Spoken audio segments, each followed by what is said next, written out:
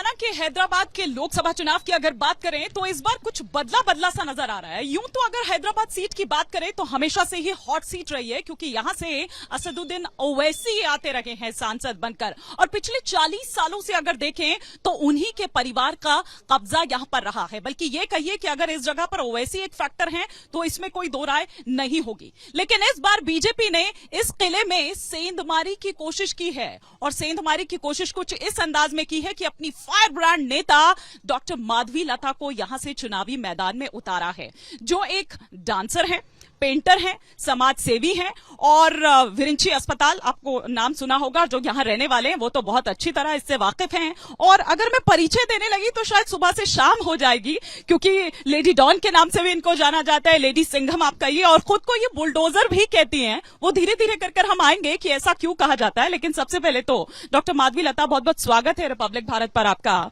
कैसी तैयारी चल रही है? आप तो एकदम छाई हुई हैं, आपके बयान, आपकी तस्वीरें छाई हुई हैं आप। बस बहुत ही मजा लग रहा है, अच्छा लग रहा है। और दूसरी बात, जितने बस्ती और मोहल्ले में हम जा रहे हैं, लोगों के तकलीफ सामने आ रहा है, उनके हर मसले सामने आ रहे हैं। इतने सालों से जो नहीं हुआ वो अब ओपन हो जा रहा है। सच्चाई का सही मायने में पूरा देश देख रहा है। आपको लग रहा है जो इतने सालों से नहीं हुआ और जो 40 सालों से हो रहा है, मतलब कि इस जगह पर ओवैसी परिवार का कब्जा रहा है, मतलब अपने आप में एक फैक्टर है यहाँ पर ओवैसी। आपको लग रहा है कि डॉक्टर माधवी लता जब यहाँ पर आई हैं तो उस किले को ध्वस्त कर पाएंगी? आखिर क्या सोचकर डॉक्टर माधवी लता को चुना बीजेपी ने? अभी बीजेपी ने क्या सोचकर मुझे चुने हैं, ये मेरा सोशल वर्क पे ही एकदम साफ हो जाता है। अभी मुझे क्या करना है, इस ओल्ड सिटी को, यहाँ के बच्चों को सही प्रकार का पढ़ाई नहीं है। यहाँ के बच्चे अभी भी गरीबी में, दलदल में है। अब बताइए कौन सा बच्चा को नहीं रहता मैं जाके कैडबरी चॉकलेट करूँ, मैं खरीदूँ, मैं भी एक अच्छे कपड़े पहनूँ, मैं भी अच्छा स्कूल जाऊँ, मुझे भी एक अच्छे नौकरी मिलना चाहिए, मैं भी एक गाड़ी में बैठूँ। इनका अभी जिस प्रकार से मोबाइल फोन्स आ गए हैं, बच्चे भी देखते रहते हैं मोबाइल फोन्स में कितने प्रकार से अलग अलग देश आगे बढ़ रहे हैं। लेकिन ये जहाँ के वहाँ ही रह गया। हैदराबाद लोकसभा पार्लियामेंट में हमारे बच्चे आगे बढ़े हैं, सबके बच्चे आगे बढ़े हैं, लेकिन इस हैदराबाद लोकसभा पार्लियामेंट के यहाँ के ना मुस्लिम बच्चे आगे बढ़ पाए, ना हिंदू बच्चे आगे बढ़ पाए। क्यों? लेकिन क्या कारण है कि फिर पिछले 40 साल से बार बार उसी ओवैसी परिवार को या ओवैसी को ही यहाँ से ला रहे हैं? क्योंकि असदुद्दीन ओवैसी जी हर बार एक ही बात कहते हैं कि किस प्रकार वो दूसरे मजहब को गालियां देते हुए इन लोगों की हिम्मत बढ़ाते हैं कि वो मजहब के संरक्षण कर रहे हैं। लेकिन नहीं, कोई भी मजहब कोई भी दूसरा मजहब को गाली देने के लिए नहीं सिखाता है। हर मजहब एक ही सिखाता है कि आप औरत का कदर करो। आप ही देखें कितने मुसलमान परिवारों में औरत को अपनी हुनर सिखाने के लिए कोई आगे नहीं बढ़ते, औरत को इज्जत देने के लिए आगे नहीं बढ़ते। मुसलमान घरों में मैं जितनी औरतों से, पसमंदा गरीब औरतों से मिलनी हूँ, वो लोग रो पड़ते हैं। इतने सारे बच्चे घर में होते हैं, उनको पेट भर का खाना नहीं दे पाते, उनको अच्छी शिक्षा दे नहीं पाते। क्या उन बच्चों का हक नहीं है कि वो भी अच्छे स्कूल्स जाए? मैं आपसे एक ही सवाल करती हूँ, जब मदरसा से वहाँ पे इस्लामी पढ़ाई, कुरान की पढ़ाई दी जाती है, तो वहीं पे अंग्रेजी पढ़ाई क्यों नहीं दी जा रही है? मेरा एक ही सवाल है।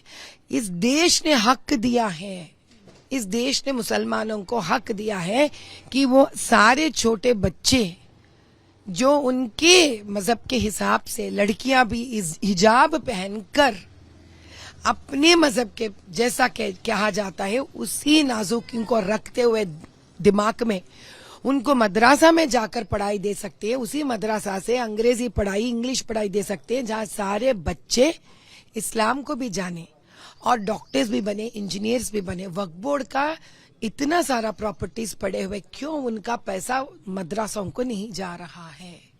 मैं आपसे ये कतई नहीं पूछूंगी कि क्या आप प्रेशर फील कर रही हैं, क्योंकि मुझे लगता है कि आपको देखने के बाद और आप जिस तरह से एकदम घर घर और उन गलियों तक भी आप पहुंच जा रही हैं जहां पर कोई जाने से डरता है, तो प्रेशर तो मेरे ख्याल से ओवैसी साहब फील कर रहे हैं। यही कारण है कि जिस कांग्रेस को वो गाली देते रहते थे, या जिन रेवंत रेड्डी को वो आरएसएस का एजेंट कहते थे, आज वो उन्हीं के साथ मिल रहे हैं, खिचड़ी पका रहे हैं।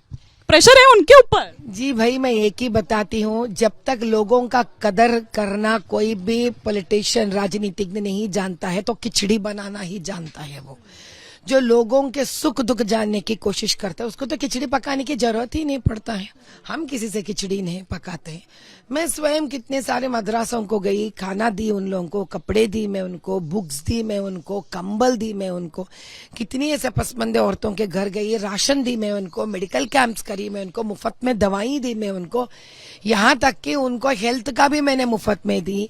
ऐसा कितने सारे मुसलमान औरतें हैं जिनके लिए अगर टेलरिंग आता तो काम दिलवाई मैं उनको, और टेलरिंग का मटेरियल उनको देकर उनको उसके वजह से महीने को कुछ ना कुछ आमदनी दिलवाई मैं उनको।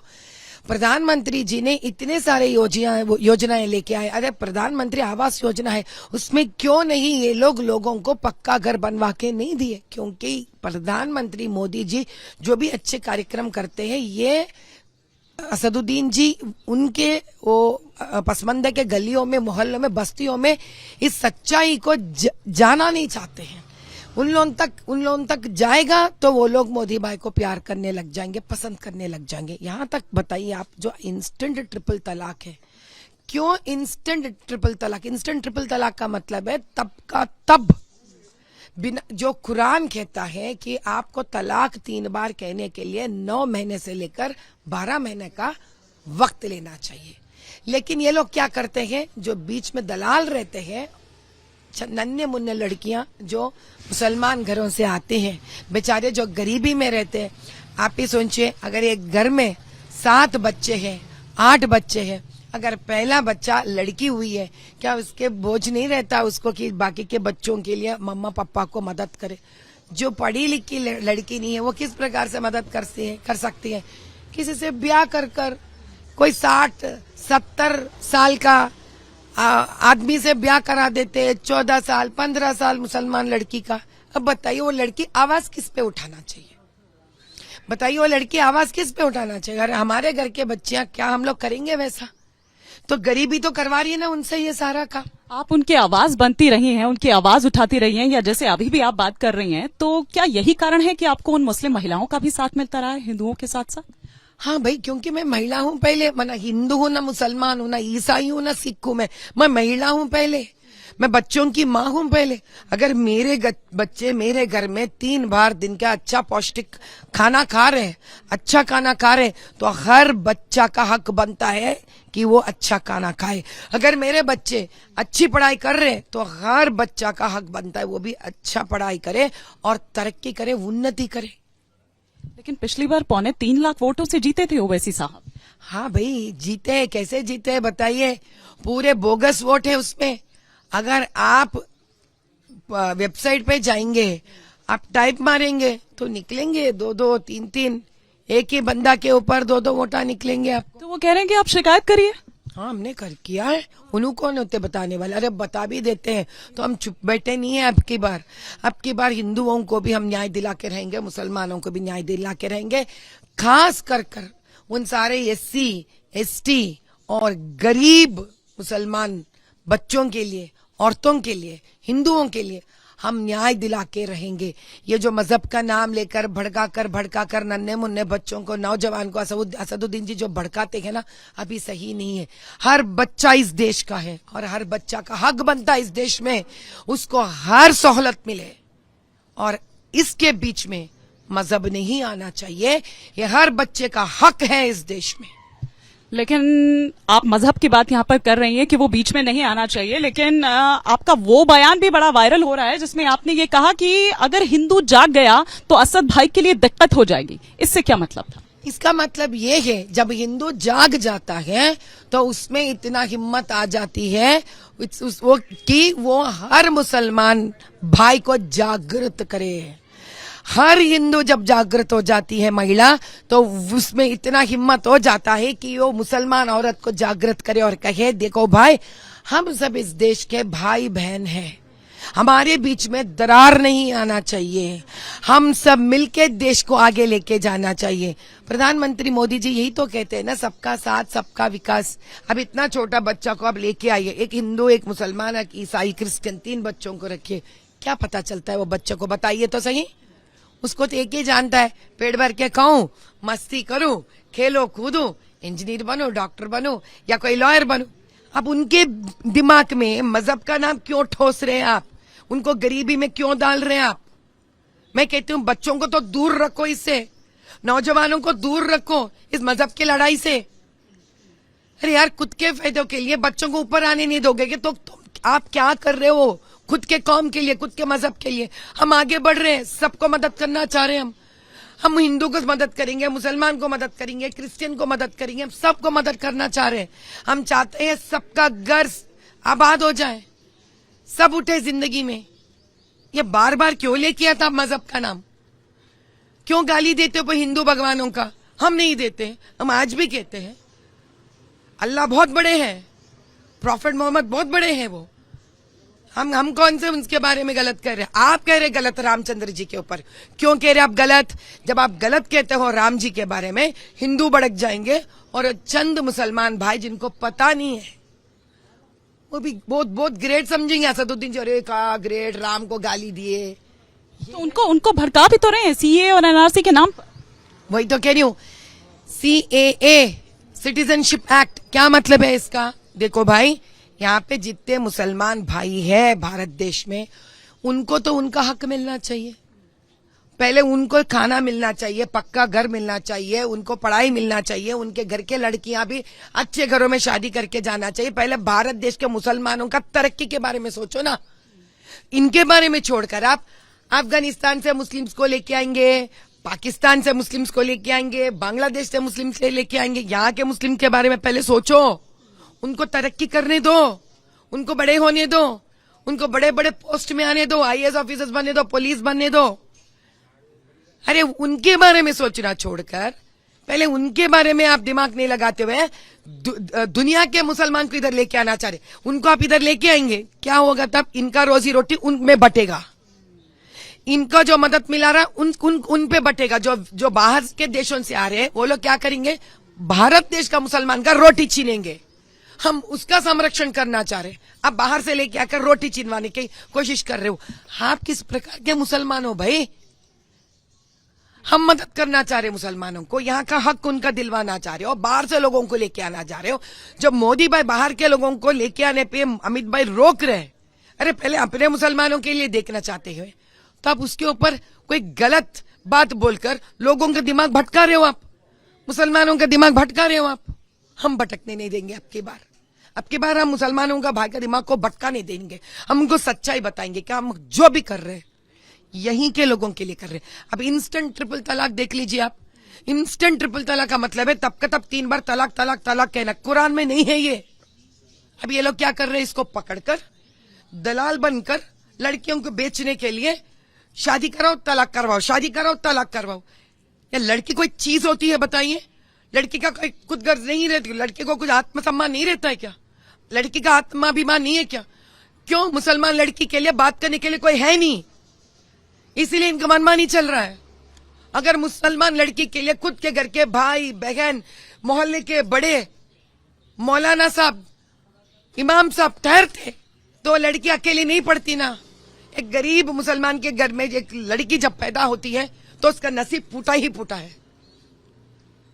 कम उम्र में शादियां कर देते। कभी सोचते हैं वो लोग शादी होने के बाद बच्चे होते वक्त वो मर भी जा सकती है। किसको नहीं पड़ा ये बात? कौन सुनेंगे? तो फिर मुसलमान औरत के बारे में कौन सुनेंगे? एक मुसलमान गरीब लड़की के बारे में कौन ठहरेंगे? हम ठहरेंगे। कुछ भी आ जाए इस बीच में, मैं कह रही हूं हम ठहरेंगे उन लड़कियों के लिए। हम देख कर रहेंगे कैसे जुल्म करेंगे कोई उनके ऊपर। अब UCC देख लीजिए, अब यूनिफॉर्म सिविल कोड हम क्या कह रहे हैं उसके अंदर। अरे भाई, जैसे हिंदू घरों में लड़कियों को लड़कों के बराबर देखा जाता है, जब लड़कियों को हिंदू घरों में लड़कों के बराबर सब सहूलत देते हैं, भाई मुसलमान घरों में भी लड़कियों को भी लड़कों को बराबर देखिए। इतनी गुनाह की बात है वो? ये गुनाह है क्या? हम औरत लोग आकर ये पूछे और मोदी भाई प्रधानमंत्री रहकर हमको ये दिलाना चाहते हैं, एक आश्वासन देना चाहते हैं कि कोई बात नहीं भाई, जैसे हिंदू घरों में लड़कियों के लिए मान सम्मान होती है, मुसलमान घरों में भी लड़कियों को मान सम्मान हम आपको दिलाएंगे। ये कौन सी गुनाह हो गई? तो इसका मतलब है हम मुसलमान गरीबों के प्रति आवाज नहीं उठाना चाहिए। मुसलमान भाई बहनों को हम अपनाना नहीं चाहिए। जैसे हम अपनाएंगे, जैसे हम उनके आवाज बनेंगे, जैसे उनके तरक्की के लिए बात करेंगे, जैसे कि वहां के बच्चे, सब बच्चे एक साथ बड़े होना, उनके उनके उनके बच्चों को भी, हमारे बच्चों को भी एक साथ उनको हक मिलना चाहिए। जब ये आवाज हम उठाएंगे, असदुद्दीन जी को तकलीफ हो जाती है। क्यों? उनको मुसलमानों को दबाकर दबाकर दबाकर रखने में ही वोट मिलने का खुशी है।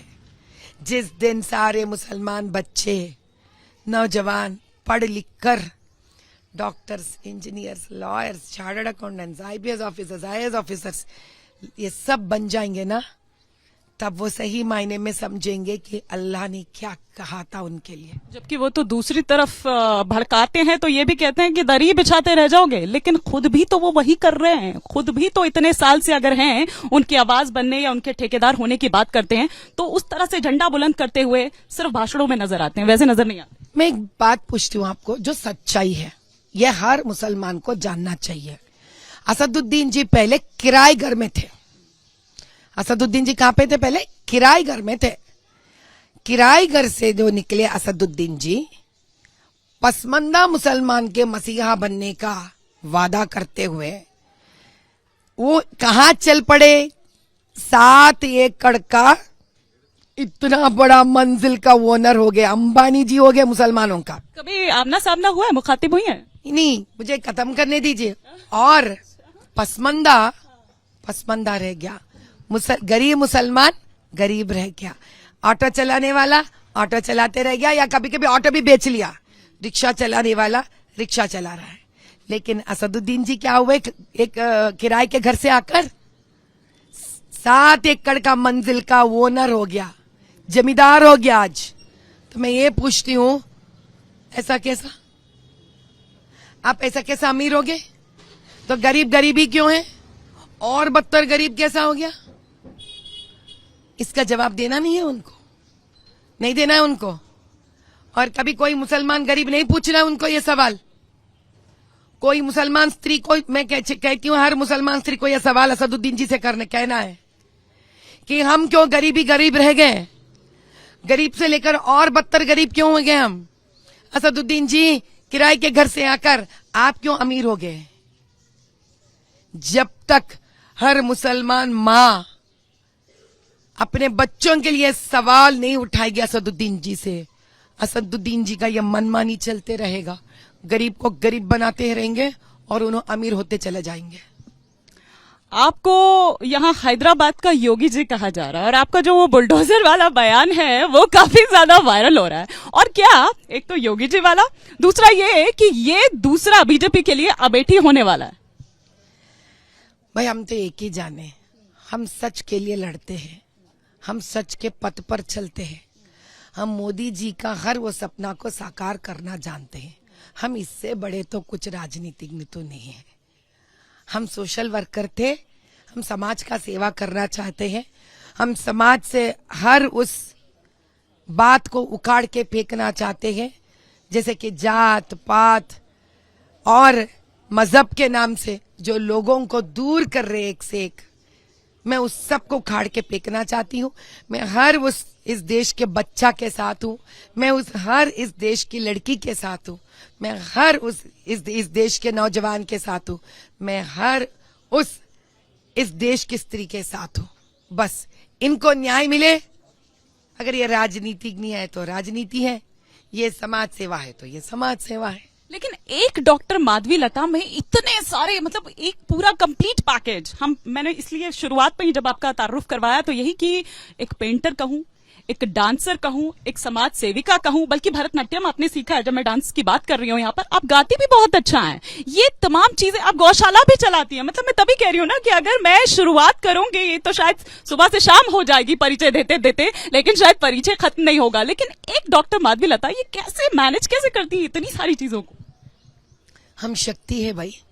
स्त्री घर में भी सब कुछ कर लेती है। आप छोटा से छोटा अनपढ़ औरत को भी देख लीजिए, सुबह उठती है, खाना बना लेती है, घर को संभाल लेती है, बच्चों को संभाल लेती है, प्यार देती है, बच्चे पैदा कर लेती है, शौहर के बारे में देख लेती है, राशन ला लेती है। और घर में पैसा कम पड़े तो उसके भी ऊपर नीचे कुछ ना कुछ करके उसका भी वो मैनेज कर लेती है। दुख को दिल में भर के रख लेती है।